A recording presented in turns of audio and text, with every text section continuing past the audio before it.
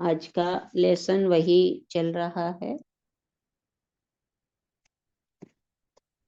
उसके आगे हम पढ़ते हैं।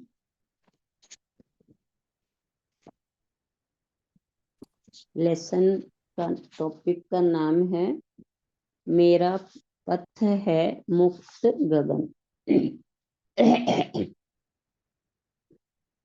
मेरा पथ है मुक्त गगन।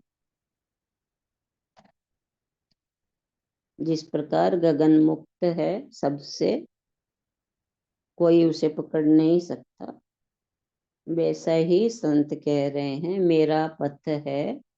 संतों का पथ रास्ता कौन सा है? मुक्त गगन। कि गगन की तरह हम मुक्त हो जाएं। तो कल से आगे हमें बता रहे हैं। कल मैं एक कविता पढ़ रहा था जिसमें पक्षी को प्रतीक बनाकर जीवन, अध्यात्म, मुक्ति के सभी संदेश दिए थे। कवि ने गाया, पक्षी आसमान में उड़ता है, धरती पर आता है, तृण अन्न सभी के लिए अपनी यात्रा करता है, जहाँ चाहे वहां पहुंच जाता है, लेकिन अपने प्रमाद के कारण एक दिन पक्षी पिंजरे में आ जाता है। उसे पता चलता है कि वह चला गया है। उसके साथ प्रवंचना हुई। एक दिन पिंजरे का द्वार खुलता है, पंछी पुनः आकाश की ओर उड़ जाता है। वो जान लेता है कि आकाश मुक्ति ही मेरे जीवन की एकमात्र स्वतंत्रता है, मेरे जीवन का संबल है, जीवन का मुक्ति सुख है आकाश। तुम अपना स्वर्ण पिंजर रखो, मेरा पथ तो अब मुक्त गगन है। पक्षी कह रहा है, मालिक तुम अपने इस सोने के पिंजरे को अपने ही पास रखो। अब मेरा पथ तो यह मुक्त आकाश है। मुक्ति ही मेरे जीवन का एकमात्र लक्ष्य और मार्ग है। मनुष्य का अंतिम पथ तो निर्वाण ही है, मुक्ति ही है। मोक्ष और आत्म स्वतंत्रता ही है, आत्म स्वतंत्रता। जब कोई दूर खड़ा रहकर तुम्हें पुकारता है तो यह स्वर्ण पिंजरे का आमंत्रण है।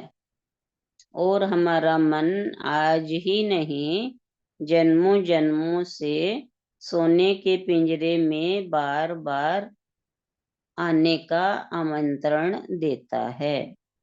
जिसे ये बोध हो गया कि क्या सोने का पिंजरा, क्या लोहे का पिंजरा, पिंजरा तो पिंजरा है, उसी दिन वह हर बंधन को अस्वीकार कर देगा। लोहे के पिंजरे ही नहीं, सोने के पिंजरे भी छोड़ दिए जाते हैं। ऐसा नहीं कि गोशालक ही त्याग करता है, महावीर और बुद्ध जैसे लोग भी त्याग करके निकल ही जाते हैं।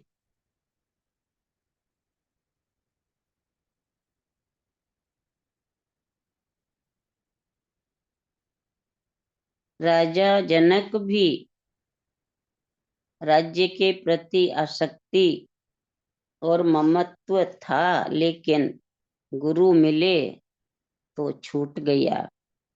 आसक्ति तो एक डंडे, एक लकड़ी से भी हो सकती है, और अनासक्ति हो तो संपूर्ण राज वैभव भी विचलित नहीं कर पाता। वस्तु जब तक अपना मूल्य बनाए रखती है, तभी तक व्यक्ति संसार में रहता है। और जिस दिन व्यक्ति की नजरों में वस्तु से अधिक स्वयं का मूल्य हो जाता है, उस दिन वस्तु झूठी हो जाती है। जीवन में अनचाहे ही वैराग्य घटित हो जाता है। वेश परिवर्तन भले ही न हो, हम विरक्त हो जाते हैं।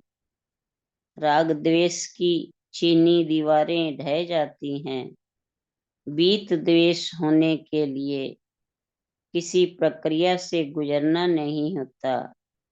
बीत रागता किसी सांचे में ढलकर नहीं आती।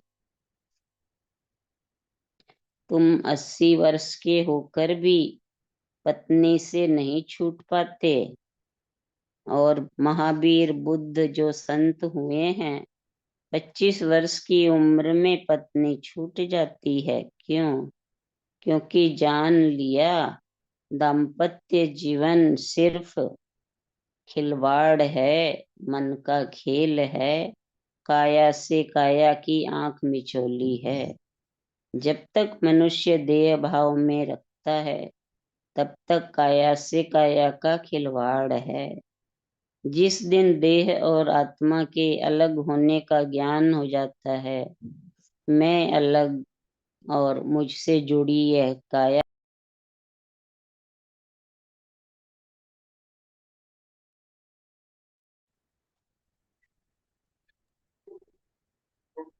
आवाज ये है क्या? हाँ, अभी 1 मिनट पहले अब नहीं आई आई। है जी, माँ आ रही थी, अभी रुक गई। देह भाव में जब तक रहते हैं तब तक आप बता रहे हाँ थे हाँ, ना। हाँ, ठीक है ना।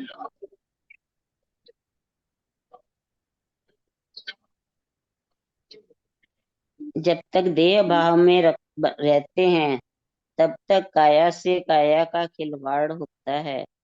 जिस दिन देह और आत्मा के अलग होने का ज्ञान हो जाता है, मैं अलग और मुझसे जुड़ी ये काया अलग।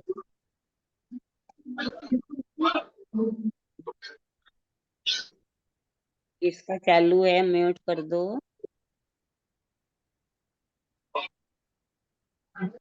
माँ मम्मी खेतान दीदी का है। इसका मतलब ये सुन नहीं रही है।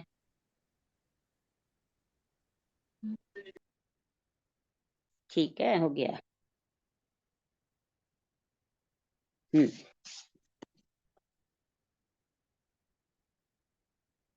मैं अलग और मुझसे जुड़ी काया अलग। जब यह अंकुरण होता है, उसी का नाम संन्यास है। इस ज्ञान को प्रकट होने पर जीवन में अनासक्ति का भाव उदय होता है, और नहीं तो हम अधिकारों और संबंधों से जुड़े रह जाते हैं। हम अधिकारों के लिए लड़ेंगे, न्यायालय पहुंचेंगे। किसका अधिकार, कैसा अधिकार?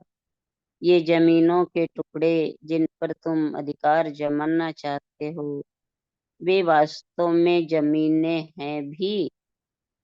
हर वह जमीन शमशान कब्रिस्तान है जिस पर तुम कब्जा जमाना चाहते हो। अभी जिस स्थान पर तुम बैठे हो, विज्ञान कहता है इस 2 वर्ग फुट जमीन पर पहले कम से कम 10 लोग दफन किए जा चुके हैं या राख किए जा चुके हैं। तुम कब्रिस्तान और मरघटों पर अधिकार जमाने के लिए इतनी हाय तौबा मचा रहे हो। अधिकार की लालसा तो इतनी तीव्र कि जहां मंदिर जराजीर्ण हो जाए तब भी नहीं तोड़ते, क्योंकि अधिकार न चला जाए। मेरा निवेदन है कि जहां नए निर्माण हो रहे हैं, वहां खंडहर हो चुके मंदिरों की प्रतिमाओं को स्थापित कर दो। उस जराजीर्ण मंदिर के कलात्मक पत्थरों को नवीन निर्माण में लगा दो।